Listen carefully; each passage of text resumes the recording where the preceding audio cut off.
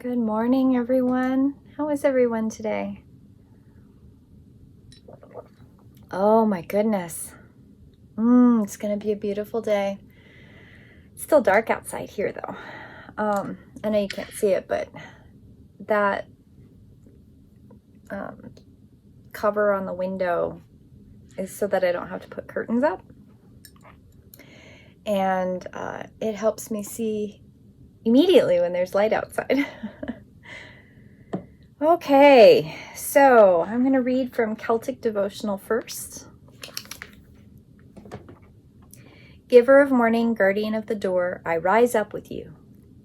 I refresh my soul in the showers of spring, drop of light, drop of love, drop of life. Be the blessing on my brow, my heart, my hands. May my soul be preserved in peace from the spring's dawn light till spring's twilight. Creative sun, skillful daughter, between you and the shuttle of life brightly runs like a child's colorful game. In the rhythm of your weaving I am enfolded. I am grateful. I gratefully put about my shoulders your garment of silence. Soul teacher, my love, your helping guidance leads me from ignorance into knowledge as the chill night is transformed by glad day. Give me assistance to brighten my horizons. I am one with all who seek a spiritual pathway through life. May every experience we have today be an opportunity and a stepping stone on our way. I ask a blessing upon all children who are entering puberty. May the holy guardians of each child support and shield their growth at this vulnerable time. They each may understand the precious gift of sexual revelation. The whole world is bringing life to birth at every hour. May all the winter-seeded visions and insights spring freshly into existence this season. I do not know what the day will bring, soul friends all. Support me when the skies fall, when the agreements shatter, and when understanding runs out. I love that. I do not know what the day will bring, soul friends all. Support me when the skies fall, when the agreements shatter, when understanding runs out. I love that. I really like that one. I think the other one that I really like is Soul Teacher of my love, your helping guidance leads me from ignorance into knowledge as the chill night is transformed by glad day. Give me assistance to brighten my horizons. I really like that. This book is so full of little treasures. I love it. So today's card is She Feels, She Knows. Isn't that beautiful? I love the eyes in that card. Beautiful, beautiful card. She feels, she knows. Number 22. Isn't that gorgeous? So this card is doesn't have nearly as much as yesterday's, but it's pretty straightforward. This oracle comes with guidance, particularly about long range and long-term development, something that is far bigger than the immediate situation. Although you only have a dim sense of what that might be, the situation you find yourself right now may not be one of joy, but in time you'll understand more of the bigger picture. You will come to see why things are happening as they are and how you are being helped to the next stage of your path. You are being asked to think of long-term happiness. Sometimes this warrants change and even temporary restrictions in the short term. If you can't see how the present can possibly become what senses of the future, it basically says, through the natural process of transformation, great leaps are indeed possible. The situation in your current life is specifically geared towards more significant manifestation coming to you.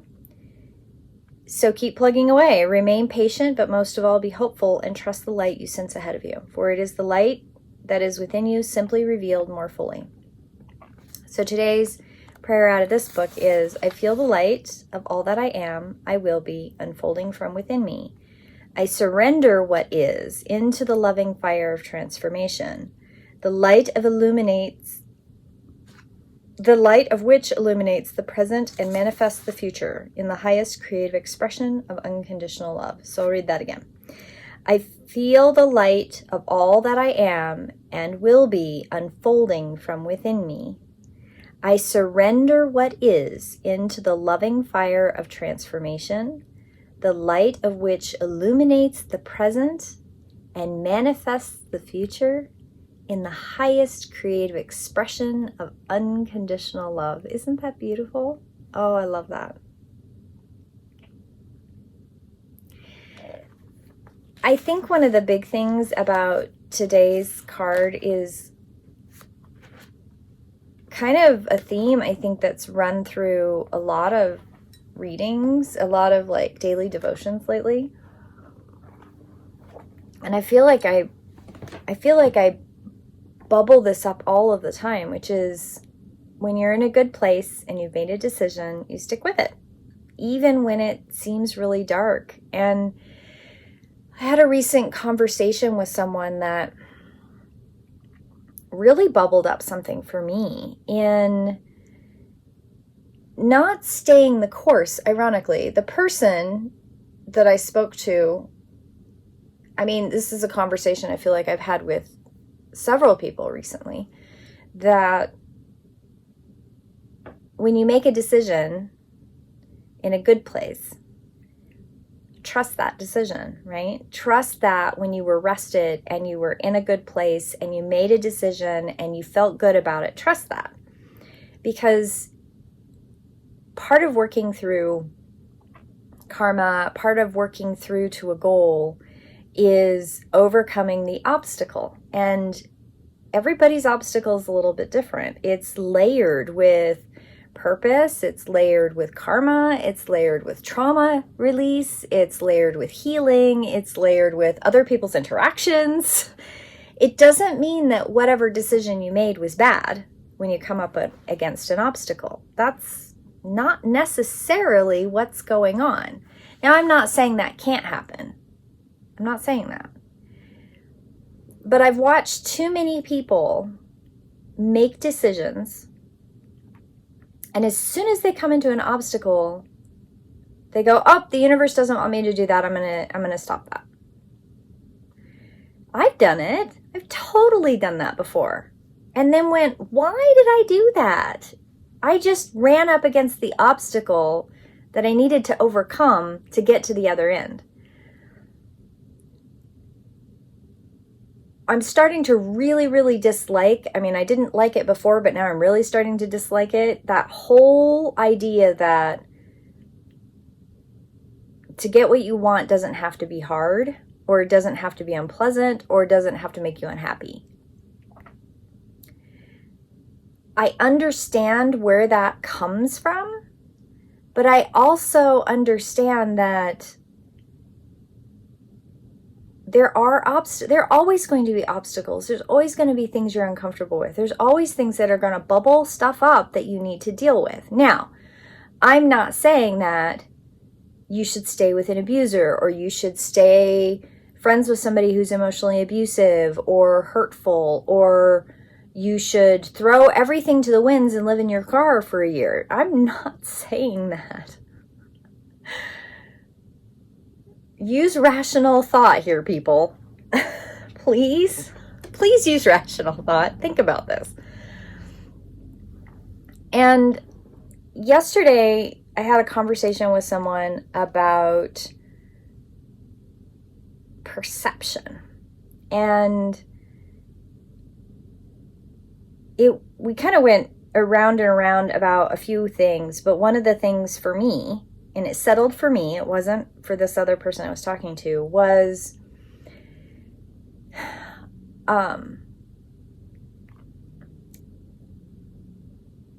I have gone through the whirlwind of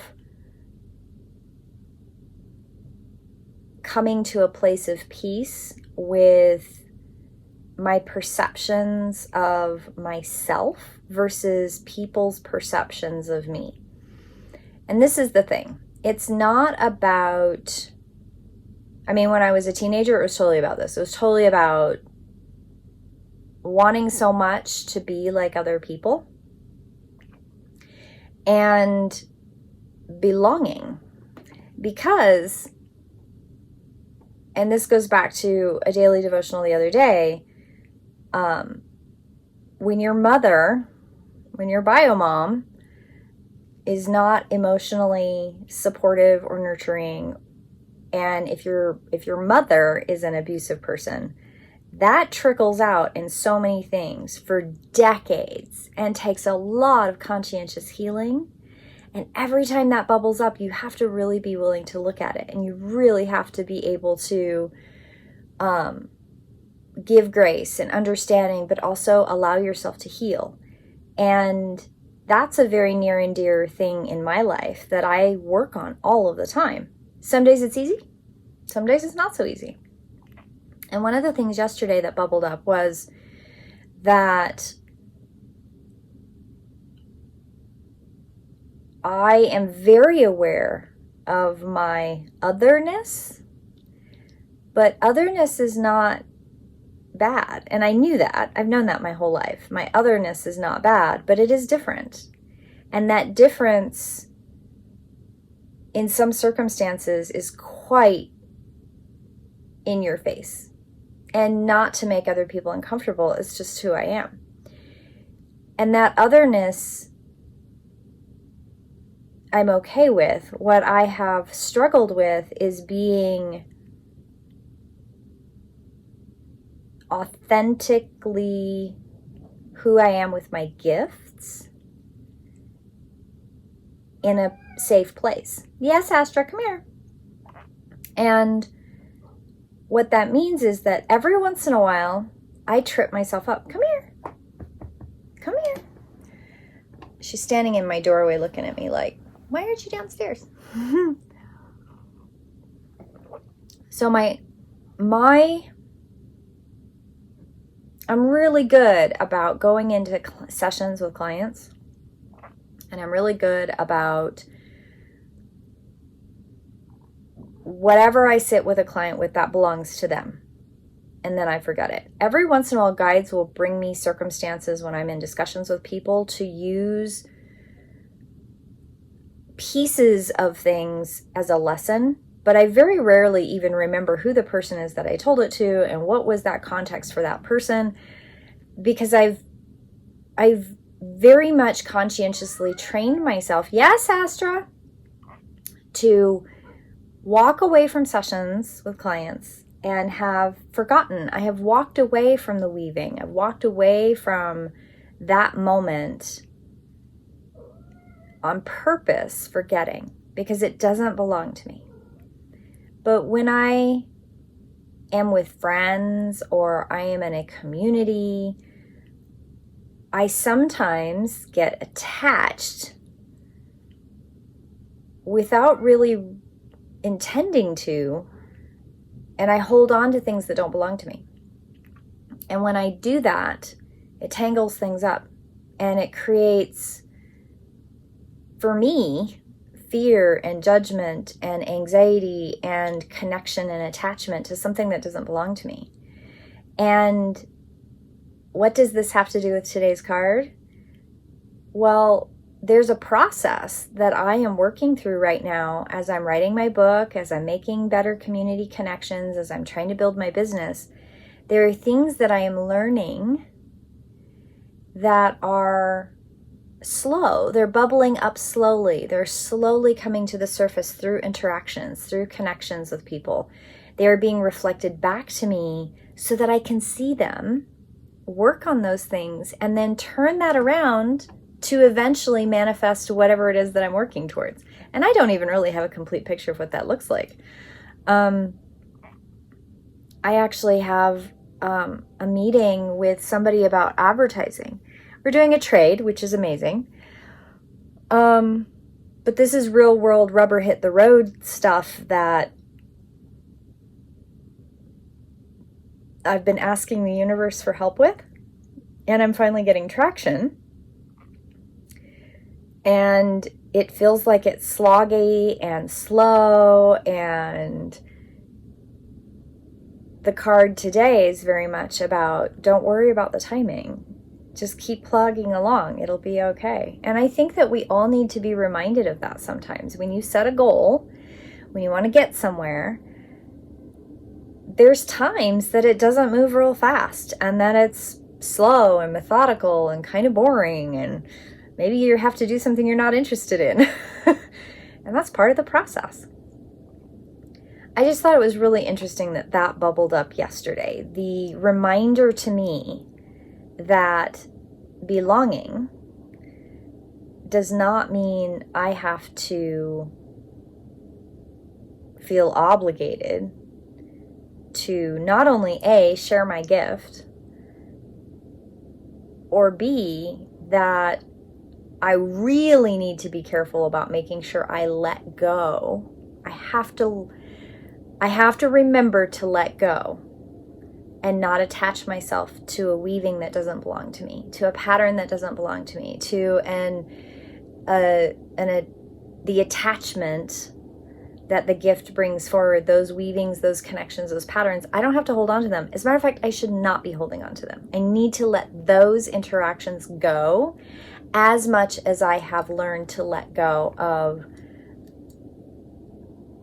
sessions. The only place that I record anything is soap notes, and that's very clinical, very specific information that I'm tracking, because I think that information is important for long-term data. Data. You know, if I weren't so handicapped when it came to math, I probably would have been a statistician, because I love statistics and I love data and I love data points and gathering information to back up a thing. You know, I love science. I absolutely love science. I'm just epically bad at math. Actually, I had a conversation with somebody recently and they were like, if you love science so much, why don't you go back to school and do something with science? I'm like, that'd be great, except there's math involved. Every degree out there, every single one wants you to do math. And I understand why. And I do think that there's a reason for that. I'm just not that person. I mean, I'm still fairly certain, because I never passed a test in that class. I took a math class 4 semesters in a row. 4 semesters in a row, I took the same math class with the same teacher. I went to tutoring. I went to all the after class, help. I went to the learning center, found out I had dyscalculia. And the 4th semester, I never passed a test in that man's class. Never, not once. And he passed me with a D the 4th semester. I think he just wanted me out of his class. Like, I was not going to give up. 2 full years, every semester, I had algebra. And I could not pass that class. Now, I argue that the reason I couldn't pass that class is he didn't count your work. He only counted whether you got the right or wrong answer. And if you have dyscalculia and you're not counting the work and the thought process, and that the person understands the process, and you're only counting the wrong or right answer, that's awful. On the other hand, if I were an engineer, it wouldn't matter if my process was right or wrong. If I didn't get the right number at the bottom, the rocket could fall out of the sky. So I totally understand why. Anyway, that's neither here nor there. I think it's really important for me to remember and to share that when you have a gift and you are sharing that gift, especially if it has anything to do with healing, energy work, psychic work, etc., that stuff doesn't belong to you. Whether somebody decides to do something with the information you gave them, that's not your business. And you should not own that. If somebody chooses to ignore me, that's fine. Every once in a while I have a client that comes back and they're like, you're going to be mad at me. I'm not mad at you. This is your life. I want to support and encourage you to make decisions that are good for you. I want to be supportive and helpful and give you tools to be successful. But it's your life. Why would I be mad? It's your choice, not mine. And I would not serve you and I would not be helpful to you if I gave you judgment. I mean, I can kind of shake my head and go, why'd you have to go around the rosemary bush the long way? I've gone around the rosemary bush the long way so many times. And I laugh at myself and go, really, Red? Really? Did you do that? I have to laugh because I know that I'm learning through that journey through joy and through angst and fear, and transmuting that angst and fear into love, because that's what I do. And that's what we all can do. We just have to learn to support each other to get there. Anyway, I hope you all have a beautiful day, and I will see you tomorrow in prayer. Blessed be.